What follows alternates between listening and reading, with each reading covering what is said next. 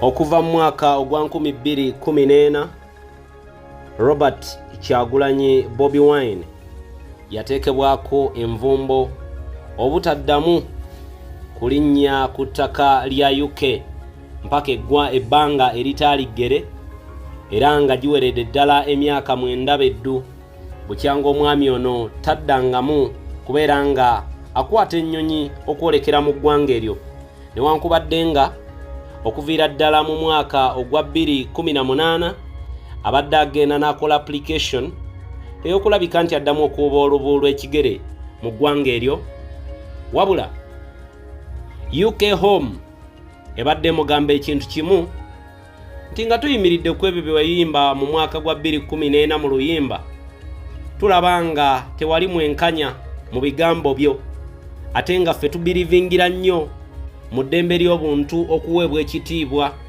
era bwe batyo nga bayita ku mukutu gwabwe baavaayo ne bamugamba nti toyina ngeri gy'ogenda kuddamu okuwuba lubu lwa kigere mu ggwanga lino mpaka ng'ebintu byo tubireviewingidde akabanga akawerako.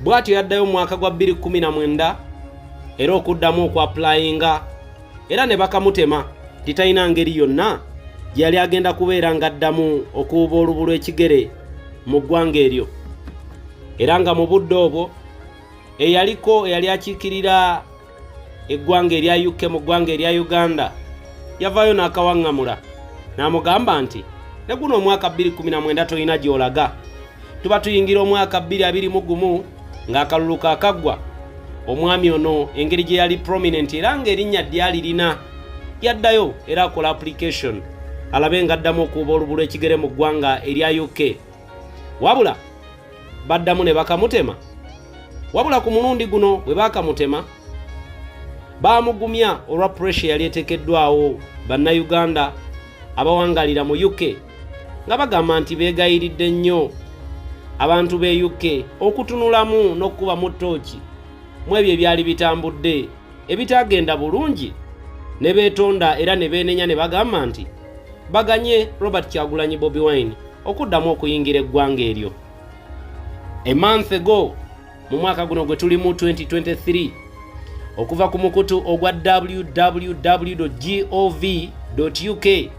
amawulire gafuluma era nenvayo ne mbagamba nti Robert Kyagulanyi Bobi Wine ukabanga mpawo kaaga agenda kubeera ng'ayolekera mu ggwanga erya UK era ne mbagamba banywanyi baffe nti mumulindirire baganda bange abamu baŋŋamba nti ndi mu byambu ne namanya nti abo bandibanga be bamu ku bantu abakolagana ne gavumenti ya kuno bulijjo omulanga Robert Kyagulanyi Bobi Wine gwakubira abantu bano gwe gwokulabika nti bamubeereramu era bamuyambeko okulwanagana ne mwami Yoweri Kaguta Tibuhaburwa nga kiro balina kikola mu ngeri ya kumuggyako buyambi obw'enjawulo era omulimu ogwo eggwanga lino erya UK libadde ligukoledde ddala era gye buvuddeko oluvannyuma lw'etteeka ekkambwe eryayita mu paalamenti y'eggwanga lino lye nabagamba nti lyaleetera omukyala Anita Anet Among okuteekebwako envumbo obutaddamu kuwuba lubu lwa kigere mu ggwanga erya UK kalibeere erya Amerika era nga ne bwe yayagala okubeera ng'afuluma yafuluma n'agenda mu ggwanga erya Italy eyo gye yafunira obujjanjabi oba olyawo n'omwana gye yamuderivaringira gye yafunira abalongo be b'ayina ne magogo. Abakungu abalala bangi nnyo abateekebwako envumbo amangu ddala ng'etteeka eryo lyakayita mu paalamenti giyite anti-gay bill. Wano nno abantu abawangalira mu Bulaaya we baayimirira ne bagamba nti amawanga gano galayika tegayina bwenkanya gagaana gatya Robert Kyagulanyi Bobi Wine okuddamu okuwuba olubu lw'ekigere mu mawanga ago lwa bigambo ebyayimbibwa mu mwaka gwa 2014 era navayo ne bagamba nti with immediate effect omukyala amanyikiddwa nga Kate Ailey ng'onono yakiikirira eggwanga erya UK mu Uganda yavayo n'afulumya ekiwandiiko nga kino nno kigumya Bobi Wine era nga bamugamba nti we are reviewing tukyeyongera okwekkaanya n'okwekkenneenya tulabe ng'oddamu okuwuba olubu lw'ekigere mu ggwanga lino erya UK katumale okutunuulira nga 5 Oktoba w'omwaka guno navayo n'enkola vidiyo ne mbagamba nti before the end of November Robert Kyagulanyi Bobi Wine amawulire genfuna galaga nti agenda kuddamu ayingire eggwanga lya UK. Kakati nno ge mawulire amalungi ge nnina olwaleero we bukeeredde, era omukutu gwe gumu ogwa www.gov.uk bwe gutyo guvuddeyo ne gulifitinga ban ne gugijja ku Bobi Wine oluvannyuma lw'emyaka egiwererako ddala 9 beddu agenda kuddamu nate okuuba olubu lw'ekigere. Finally confirmed beyond doubt, era mbadde ndi awo ngenda okulaba nga naye ataddeyo ku peegi ye ng'agamba nti mwebale nnyo effort yonna abantu b'e Bulaaya gye mutaddemu obutaweera okulabika nti muyimiririrawo enteekateeka eyo. Ago gabadde maanyi gammwe nno mmwe abagenda ku nguudo, abagenda ku bitebe eby'enjawulo ne mweyongera okulaga obutali bumativu naddala ku ddembe ly'obuntu eriyitiridde okutyoboolwa mu ggwanga erya Uganda. Kyannaku nnyo nti amawanga gano gabadde gateekawo embeera naye ng'ate ge gafujjirira gavumenti ya kuno etyoboola, etulugunya, ebonyaabonya Abanayuganda mu ngeri emu oba endala. Njagala kuyita wano nate. I want to appreciate everybody from the UK. I want to appreciate everyone from America. Thank you very much for the endeavor, the effort you've put in from day one. Newankubadde nga Robert Kyagulanyi Bobi Wine badde bamuteekako ekkomo obutajja, you people have been there.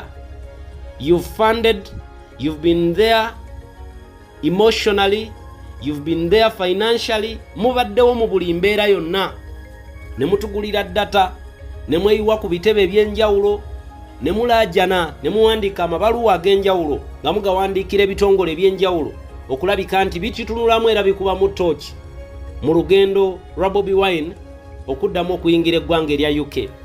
Era amaanyi gammwe njagala obagamba nti tegafudde togge.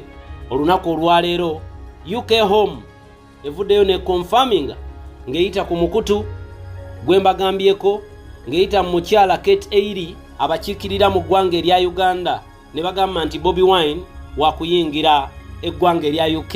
Katulindirira olunaku lwagenda obagamba era nja kujja wano mbabuulire olunaku lwagenda okujja. But the effort gye mutaddemu baganda baffe mmwe abawangalira amawanga g'e Bulaaya nti newankubadde hope yammwe badde ntono, mubadde temulinnya ku kyawakati, mubadde nga mupika, mubadde nga mwogera, mubadde nga mutweetinga, mubadde nga musharinga content yenna akwatagana n'enkyukakyuka. We cannot fail to appreciate you for that. Mwebale nnyo, mwebalire ddala. May God reward you abundantly for every little effort you've put in, whether financially, emotionally, n'okuyimirirawo ng'omuntu nammwe abatindigga engendo ne mujja mu ggwanga lya Uganda okulabika nti mwetaba mu mikolo egy'enjawulo egy'ekibiina ku lw'enkyukakyuka ey'eggwanga erya Uganda. Mwebale nnyo, mwebalire ddala. Ge mawulire nno genjagadde okubeera nga mbawa kakati nno ga kubamyuka, kubanga olaba bulijjo talinnyayo mu ggwanga eryo naye ng'amaanyi gye gali. Nindiira olugendo olwo bwe lunaaba. Kati nno tubadde tutenda lwa Canada, tubadde tutenda lwa America, kati ne UK yiyo Mukama Katonda guddewo omulyango. Tulindiira ekigenda okuddirira.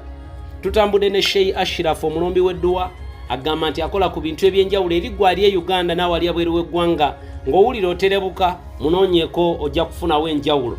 Abankumire lugabanyini byonna takumira mpeera, abampeera ebirungi ebikira obugulu bw'eggongolo newe mujja kaddata abanyongererewo ebirungi lufukunya.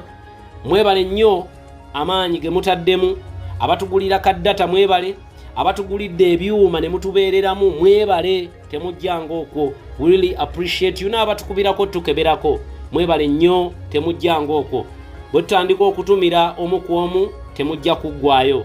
Mbagala nnyo, Katonda abampeere ebirungi bye mwegomba mu bulamu bwammwe. Tuddiŋŋane mu vidiyo eddako. Mweraba.